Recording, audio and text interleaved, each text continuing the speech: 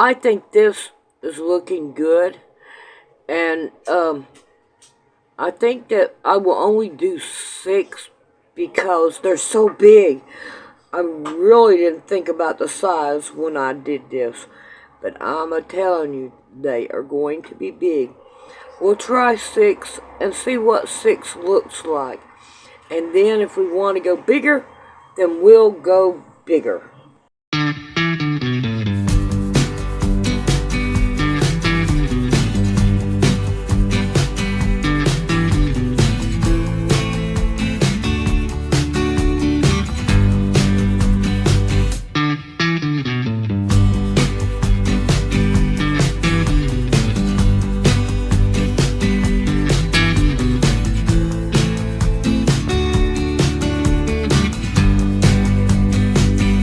Tell that there's a cover up in it just because there's certain subjects that we're not allowed to talk about.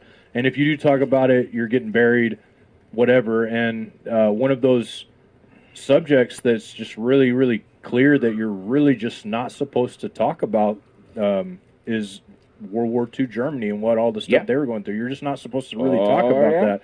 But in all honesty, there's a lot that ties into that. It's just amazing. It's huge. Yeah. And that, if you would define what the Thule Society was, it was based on the belief of the existence of Hyperborea and of actually, and Mr. You Know Who, he wanted to inbreed with them. Yeah. And there you go. Yeah. There you go. Now, also, and this is bad, and it's racist. It's racist. And as a white person, I have to say this. We're touching on some things, and a lot of people, Madame Blavatsky was called the mother of the New Age movement. And, it's peace, it's love. It's racism. And this is a book here called The First Principles of Theosophy. And I will get in more trouble trying to say this fellow's name than the Tuatha De Danann, Janara Jadasa. There you go. That's the way you say it, Janara Jadasa. But this was a 1929 book. I have a very old copy of this. But I just want to read a couple of things. And of course, Blavatsky was one of the founders of Theosophy. And these are the first principles of Theosophy. This is racist and it's wrong. And people that think how warm and fluffy and nice the New Age movement is, it's evil. It's evil and it's racist. I'll just read a couple of things here. And it ties in so much with this idea, the root races and the rise of the Aryan civilization. This is right in the wheelhouse here. But it says here on page 28, when we come to the Caucasian races, we have a type nearer to our modern standards of the beautiful. In the Aryan or Caucasian races, we have probably the highest forms, not only in beauty of structure, but also for quick response to external stimuli and high sensitiveness to the finer philosophical and artistic thoughts and emotions. It says root races and their sub-races, whose representatives we have seen in the 3 race types already studied. The third root race is the Lemurian, and its earlier sub-races, the first, second, and third, we have left no trace at all. Negroes, Negrotos, or Negrilos, and other woolly-haired peoples represent the latter sub-races of the Lemurian root race. And that is just a demonic lie of the pit of hell. But we do this to show this is wrong. This is evil. This is out of the pit, this whole thing. And this is literally not just the physical pollution of the human race, but the spiritual. Now, I want to throw out a thought here to you. And, of course, about everything here tonight is radical, isn't it? But I want to throw out the thought to you. Could these people actually be implementing in a conspiracy? Could the governments of the world and secret societies actually be working together with them to bring in this new world order? Are the tall whites the real deep state? I'll just read something here from a book that it's called Tragedy and Hope. if you saw Mr. Clinton's first acceptance speech when he was nominated for president at the Democratic Convention, Mr. Clinton, who he praised Mr. Quigley from Georgetown, that good old Jesuit school, as one of his mentors. But I'll read here what Mr. Quigley said on page 950. He said, "There does exist and has existed for a generation an international Anglophile network." Now, you look that word Anglophile up, that is someone that loves England. And here we see the work, we've talked a lot about the work of John Coleman, where he talked about the way that the royals exert control through people in Fortune 500 companies. But that's for another time. It says there does exist and has existed for a generation an international Anglophile network which operates to some extent in the way the radical right believes the Communist Act. In fact, this network, which we may identify as the Round Table Groups. Now, the Round Table Group was the first of the globalist organizations. It was started in England. When it come to America, it became the Council on Foreign Relations. It birthed the Bilderbergers, the Club of Rome. All of these groups were birthed from these original Round Table groups that started in the Anglophile network that started there in England. It says, in fact, this network, which we may identify as the Round Table groups, has no aversion to cooperating with the communist or any other groups, and frequently does so. I know of the operation of this network because I have studied it for 20 years and was permitted for 2 years in the early 60s to examine its papers and secret records. I have no aversion to it or to most of its aims and have much of my life been close to it and many of its instruments. Yeah, he has no problem with it. You know, I know about it. I don't have no problem with it. And he says the original purpose of these groups was to seek to confederate the English-speaking world along the lines laid down by Cecil Rhodes and William T. Shedd. You know, it's just what they say, that this is, could it be, you know, as a white person, is there a conspiracy for the white people to take over the world? Well, you know, it kind of looks like that might be the case. What do you say, John? Dude, and that includes people that, so here's the way I think, and I know you think this way too. Everybody understands deception and appearing to be something you're not. They spend billions of dollars to appear to be something that they may not actually be. And I'm just going to give a clue because I can't say it, but there's a group of people claiming to be a superior race of people in the world today. And they happen to be white, but they don't go by a white nationalist name. But you know, this is the reality of the world we live in, guys. And it's unfortunate that we live in a reality where there are people that want to exert control over everyone else. But you know, I'm just looking for the return of my king. 'Cause I can't wait till that. So, amen. Yeah. Well, let's look at what the Freemasons say. And here in the, this is the New Age magazine, and the date of this magazine is September 1950, and this is the official magazine of the Scottish Rite. It was changed because, you know, after in the 70s, myself and some other people will begin to expose the New Age movement, so they changed the name of their magazine from the New Age to the Scottish Rite Journal. And the New Age, and now, boy, we're hearing about the Golden Age, and boy, oh boy, I tell you what, it's going to get hot. But let's just read from this article. And is there a plan to have the white Aryan race take over the world? Let's just read. This is what they say. God's plan is dedicated to the unification of all races, religions, and creeds. That's kind of what we get in the Bible, isn't it? There's going to be a one-world religion. This plan, dedicated to the new order of things, is to make all things new. A new nation, a new race, a new civilization, and a new religion. A non-sectarian religion that has already been recognized and called the religion of the Great Light. Just as providence has chosen the Jewish race, the children of Israel, to bring into the world righteousness by carrying the Ten Commandments, so also providence has chosen the Nordic race to unfold the new age of the world, a Novus Ordo Seclorum.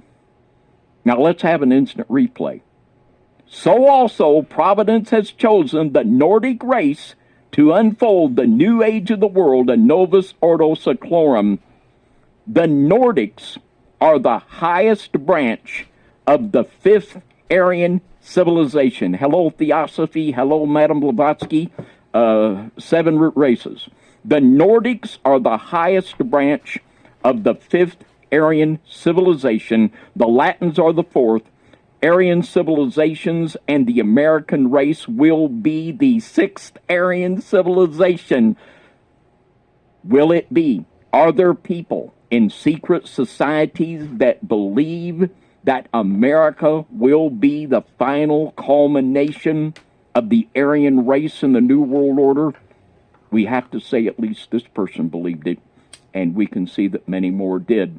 But we'll leave it with you, my friends. What sayest thou, Midnight Riders? What sayest thou, John Pounders?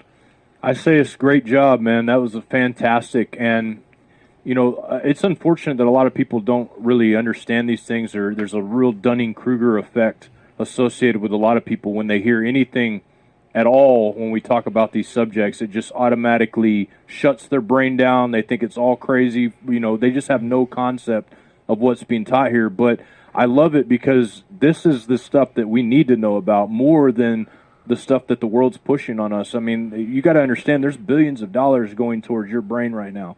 Billions of dollars to go towards indoctrinating you with what they want you to hear.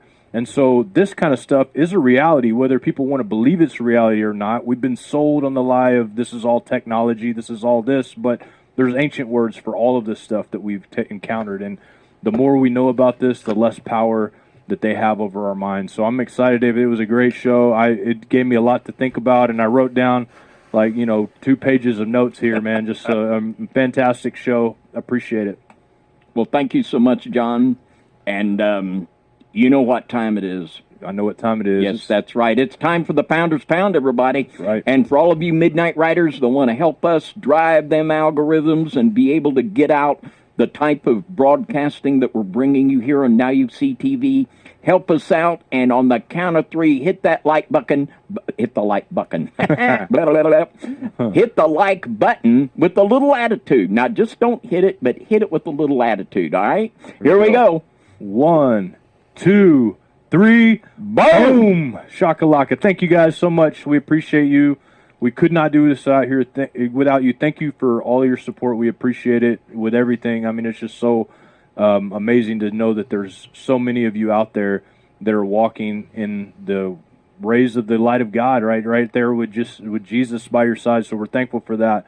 Hit the subscribe button, David, and us out.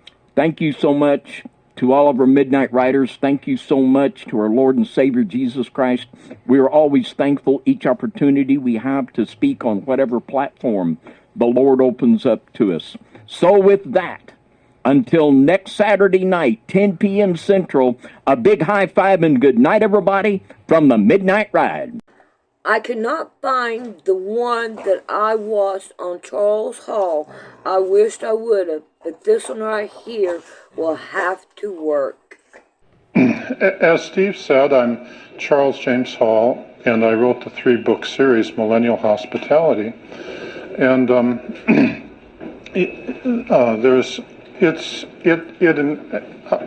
what I intend to do in this talk is first, I will give a short presentation that I would like to keep within 30 minutes, and then I would like to open it up to questions and answers from the crowd, and then stay within my 50-minute allotted time.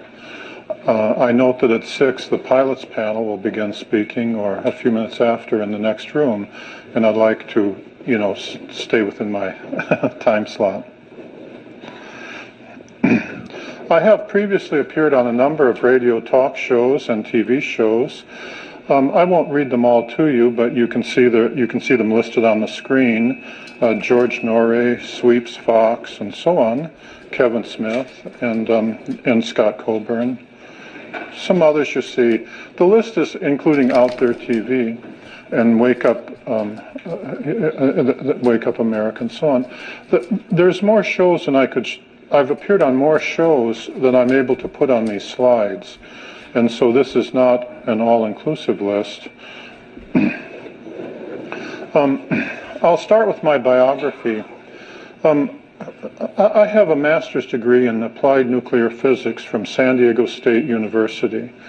I also have a Bachelor of Science degree in physics, in thermal physics from San Diego State University. And if I'd done a little more research in laser optics, it would have been in laser optics, or if I'd done my research paper in laser optics. In addition, I have a master's in business administration from Nova Southeastern University in Fort Lauderdale, Florida. And I'm a computer and I'm a database expert, and I have a clearance, and I've worked on classified projects for the government for many, many years.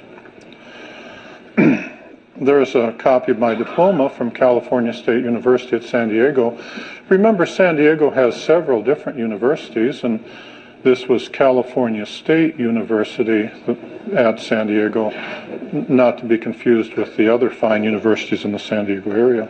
SDSU, the home of the Aztecs, is a very fine place with a fine football team. When I was in the service, I was an enlisted man. I got my degrees after I left the service in 1968, and for which I have my wife to thank for helping me get through college. In July of 1964, I enlisted in the U.S. Air Force. My wife and I both grew up in Wisconsin. I graduated from high school in the class of '62. I attended the University of Wisconsin for a year and a half before going into the service. Some of those events are described in Millennial Hospitality 3, The Road Home. And while I was a weather observer, I was stationed. I did my basic training at Lackland Air Force Base outside San Antonio, Texas. I got trained in the U.S. Air Force Weather Training School, which was at Chanute Air Force Base, Illinois. And then in March of 1965, after graduating from Weather Training School, I was assigned to Nellis Air Force Base, Nevada, which is just outside Las Vegas, Nevada. And while I arrived at Nellis in March of 1965, and I stayed there until May 7th, 1967. During that time frame, I spent more than 2 years out on the gunnery ranges at Indian Springs. They're the Nellis gunnery ranges, and they're served by the Indian Springs Auxiliary Field, which is under the command of the Nellis Base Commander. And during that 2.5 years, or 2+ years, I discovered that there is a base out in Area 54 and Area 53 on the north end of Indian Springs Valley, which the U.S. Air Force maintains for the aliens to use. It is literally an alien base. And I'll come back and talk about that more in subsequent slides. In May of 1967, I was sent to Vietnam, and I served in the Mekong Delta with the South Vietnamese from May of '67 until May of '68, as I describe in Book 3, The Road Home. And when I returned from Vietnam, I'd been given many awards. One award was for surviving 37 communist attacks, and while I was in Vietnam. When I returned to America, I had less than 3 months remaining on my term of enlistment. I did not want to re-enlist. I'm not that military. So, in accordance with Air Force policy, I was given an honorable discharge on May 8th, 1968, and sent home. Here's an example of one of the many awards I received. It's just the Commendation Medal, but I worked hard to get it. And it shows that I was in the Air Force and that and that I received a number of awards. The first question I'd like to answer is, where is Indian Springs, Nevada? This is a map, a topographical map that I was provided by Jerry Zeitlin from his website, openseti.org. Now, I put on those extra blue things, the extra markings. Jerry provided me with the map, and you can see it on his website. Down at the bottom, you'll see is the town of Indian Springs. Notice that the base is north of the highway, but everything south of the highway is not on base. It's just ordinary public land. Notice that when you're actually standing in the town of Indian Springs and looking straight north up the valley, those mountains that I've circled in blue, which are perhaps 40 miles up there, they are, when you look straight north and just a little bit to the east, that's Area 54. And when you look straight north and just a little bit to the west, that's Area 53. The main alien hangar is in those mountains in Area 54, just below the tree line. And the alien housing area is underground in Area 53. You enter them through tunnels. That whole area is inside the Area 51 perimeter. Dreamland is that area, Area 54, Area 53, the mountains on the right, and some of the mountains on the left. And I'll get to that more in greater detail. Now, in addition to the area that I've circled in blue, where the main bases are, there are at least 5 or 7 other sub-bases which the aliens only take their scout craft to around the valley. The main base is where the deep spacecraft arrive.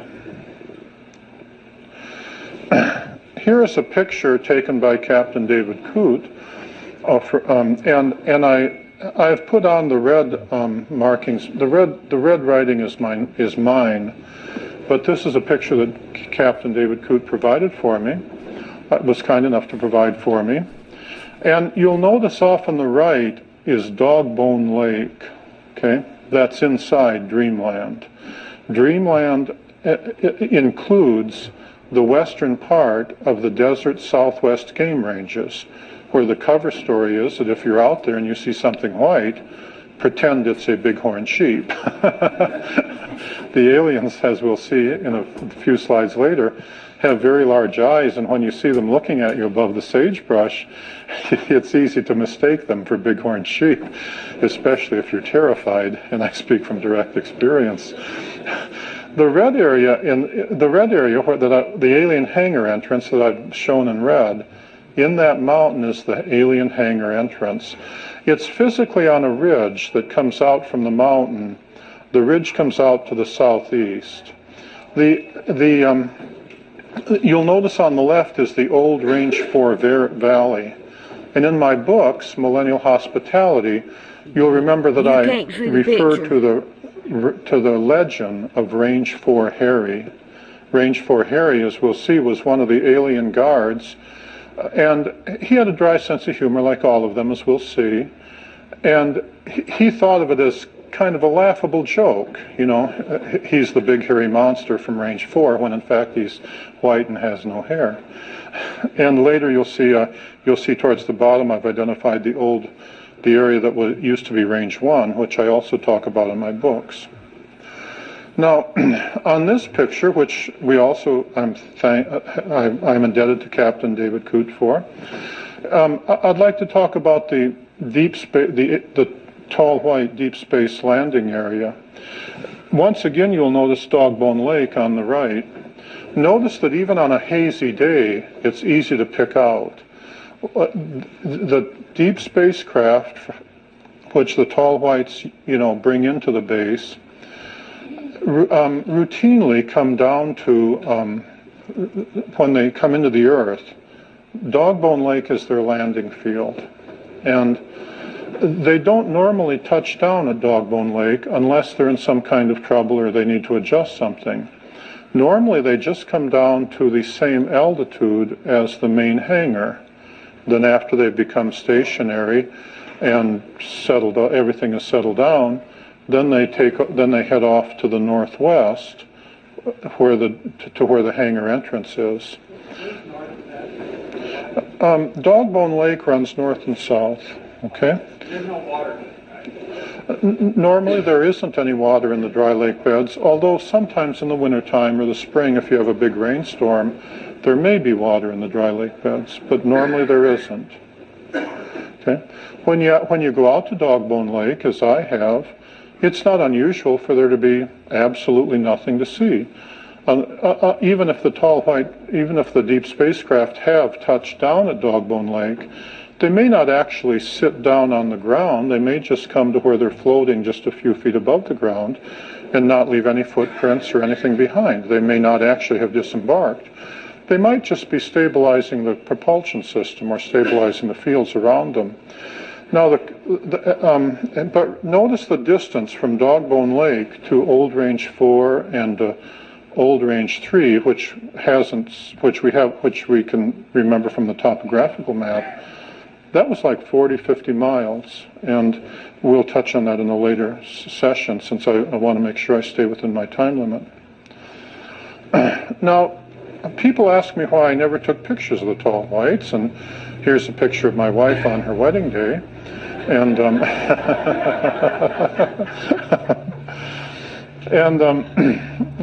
and so I'd like to give a physical description of the tall whites. Now, well, you'll see my wife looks white, and she has on her wedding gown, and even makes me float out over the people. Meeting the tall whites was always a very emotional experience, even when I got used to it. It took me more than 6 months to get over the fear of meeting the tall whites. We're naturally afraid of them, and you see those desert valleys are very desolate. Being out there like 20 miles, being 20 miles out from any other human at 3 in the morning when and having anyone step out of the sagebrush would be frightening. When they're not human and they come in groups, my first reaction was one of panic. When I was a weather observer out at the ranges, the entries in my log books went back 7 years. And during that 7-year period, more than 41 weather observers had been sent to the ranges before me. Before I got there, they don't full stride the way we do and stuff. And I can answer that more in the question and answer session since I want to make sure I don't go over.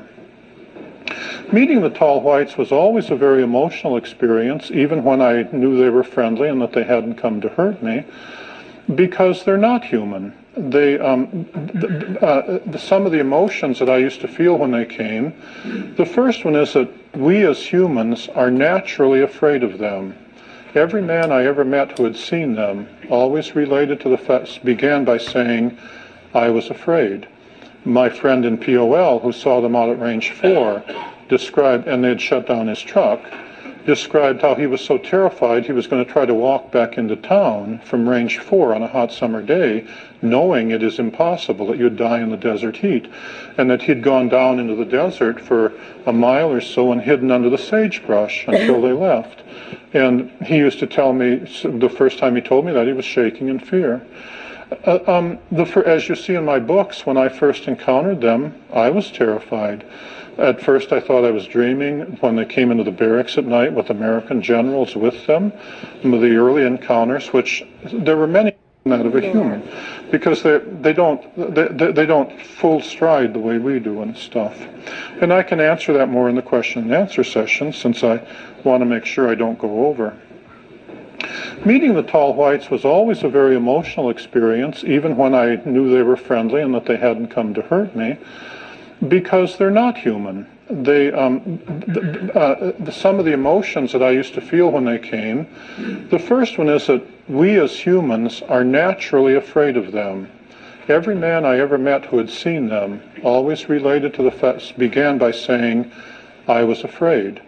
My friend in POL who saw them out at Range 4 described, and they had shut down his truck, described how he was so terrified he was going to try to walk back into town from Range 4 on a hot summer day, knowing it is impossible, that you'd die in the desert heat, and that he'd gone down into the desert for a mile or so and hidden under the sagebrush until they left. And he used to tell me, the first time he told me that, he was shaking in fear. As you see in my books, when I first encountered them, I was terrified.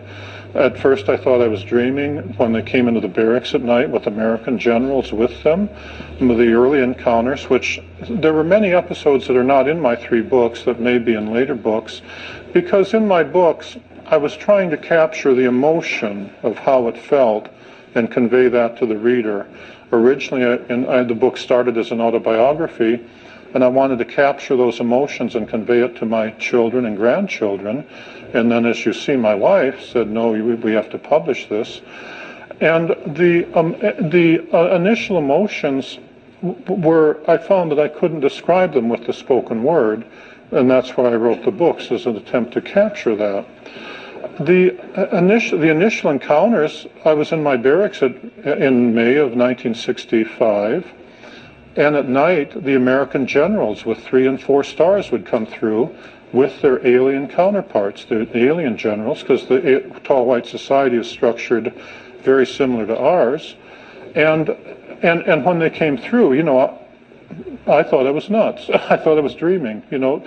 When I was sent to Indian Springs, I was never given a briefing. No one ever came to me and said, this is what you're facing. No one ever came to me and said, you're part of a project, and had me sign a piece of paper. No one ever came to me and said, the aliens would like to tell you something. The aliens never wanted to tell me anything. They